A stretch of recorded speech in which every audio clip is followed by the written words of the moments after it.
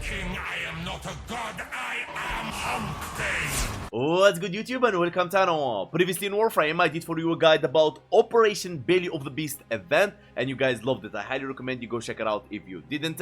So, still the question remains, Hank, what's your favorite loadout? What is the best weapon against the Sister Aside objective?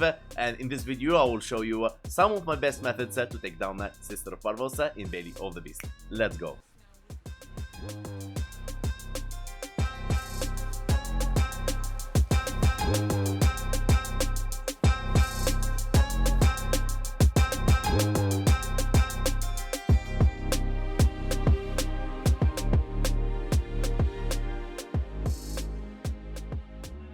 Welcome back, Tano. I hope you enjoyed the little speed run where we killed the with Reef from Revenant, dual Toxicist, and you didn't expect he will take it that fast, and the Sicaros with 6,000 critical chance. And I did on purpose stayed away from Zephyr with the tornadoes. A lot of Thanos spammed it last year, and I see a lot of Thanos spamming it this year, so I stay away from that content. Alright, so we'll try something different, something fresh and new. Now, there is a question you will ask, Hank, how the heck you hit them for 2 billion damage, not once, not twice, not 14 billion damage, and the boss didn't die? The boss has something called damage attenuation designed by the developers of the game. It's not damage reduction from armor, it's damage attenuation.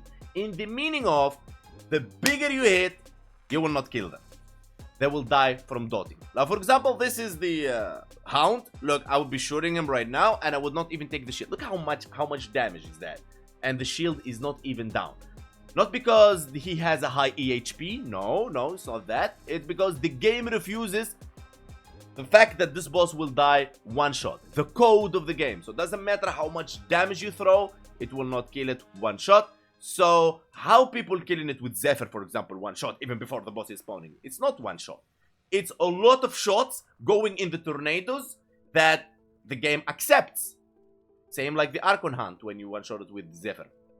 Okay, so Zephyr, actually what it does, when you hit the slam, the damage goes inside the tornadoes and keep like when the boss spawns, is dead.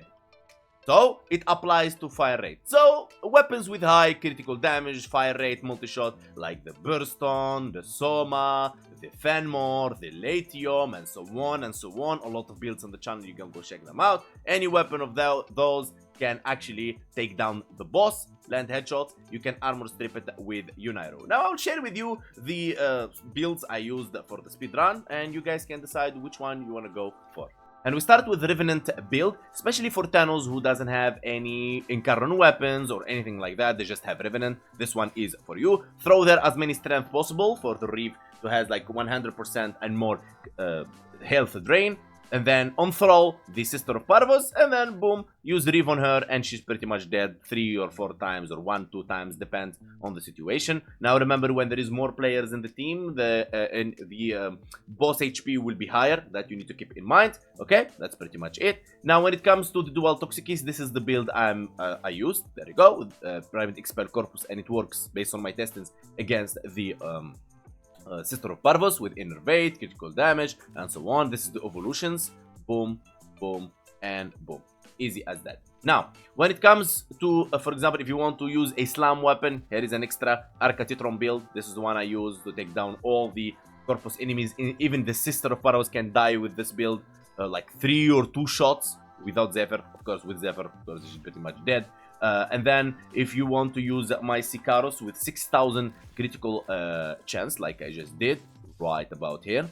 Okay, now the trick here, where is the trick here? The trick of the Sicaros is on the 4th evolution, not 4th evolution, hold on, this one, the 2nd evolution, King's Gambit. Increase base damage by 40, X0 critical chance on body shots. So you keep doing body shots until you reach the Sister of Parvos, and boom, that's a damage cap. Damage cap will be around 5,500, from 5,000 to 6,000 critical chance. You pretty much can do damage cap constantly, but 6 hits only because the secondary Innervate. And then you can run Burst on if you want, and so on and so on and so on. But remember, if you use a primary weapon, you use this Arcane, Spray Arcane Acceleration, Arcane Rage. If you use a secondary, you use the Arcane Velocity and Arcane Precision right about here, and try to land headshots.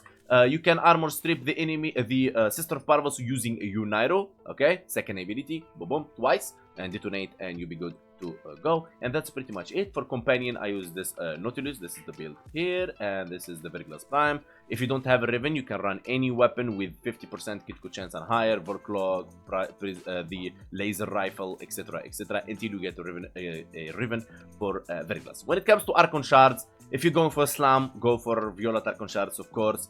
If you're going for dual Toxicist or stuff like that, you don't really need to make any specific Archon shards unless you're doing Slam builds. When it comes to Helmnith abilities, I highly recommend you go for Roar, or Zeta Whisper, or Eclipse. These are the three I highly recommend. I like Roar as it's multiplicative, like the works same as the faction mods. Zeta Whisper will be very, very good against this boss. You play on which one you really like the most. And now for the Thanos that really want to use Zephyr, I have to give you something, right? Let's go. There we go. And Sister of Parvos coming in. Boom and boom. And she's one-shotted and dead, and now we can extract.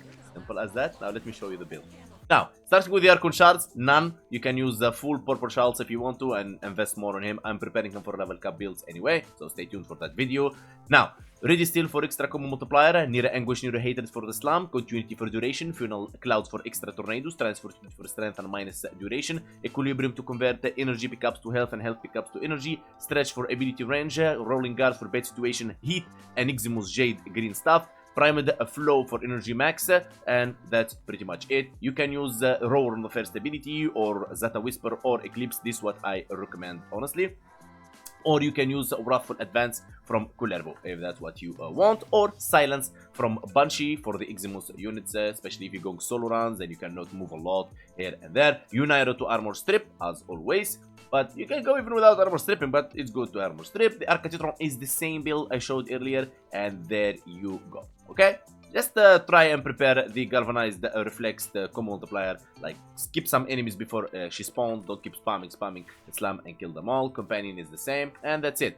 Now, the reason I show you Zephyr on the end, because we all know Zephyr and what he does on this mission specifically. So I left him for the last, for Thanos who say, why didn't you share with us the Zephyr? There you go. In the end of the video, I want to say a special thanks to everyone supporting the channel in any way by liking, subbing, commenting, follow me on Twitch, Discord link on description, or follow me on the, TikTok, X. Big love to you all. Special thanks to your members Zayer Limain, Broken Shot, Yahya Ben Zaid, Banana Man, Julian Jugabut, Bisaba, Arnes, Arnie, Alex, Lord Hall, Special VIP, The Voiceless One, 2, The Undisputed Donator, Free Hate, Hall of Donations, Free Hate, Kali, Recall, Free Victor, Mr. B, Mikawes, Wilmer, Bisidanto, Yareli Main, Hamza, Black Magic, Banana Man, Milan, Illinois, Master. Big love to you all, and I'll see you guys on the next video.